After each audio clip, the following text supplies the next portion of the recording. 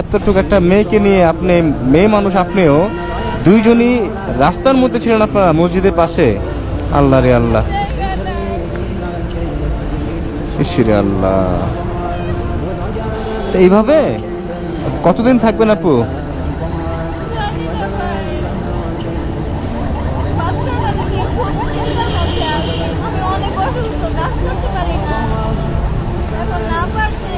ভিক্ষা করতে শরম লাগে, হাত পাততে পারি না,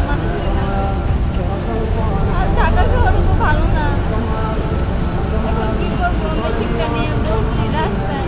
ঢাকা শহর আপনি চিনেন না, জানেন না, আপনি হুট করে চলে আসছেন, আপনার তো ভয় লাগার কথা ছিল। যদিও আপনার কিছু করার নাই, আপনি আপনার মার সাথে থাকতেন।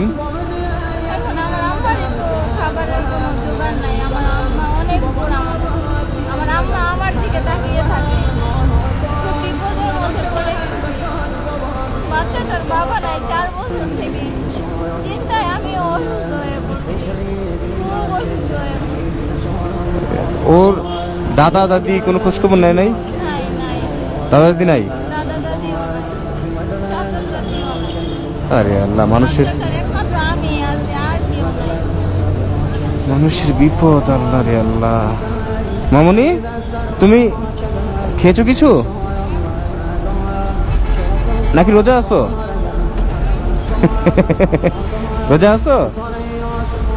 রোজা নাই, শরম। কতক্ষণ ধরে এখানে বসে আছেন? 1-2 ঘন্টা ধরে। একজন ওজন মাপে নাই? আরে আল্লাহ।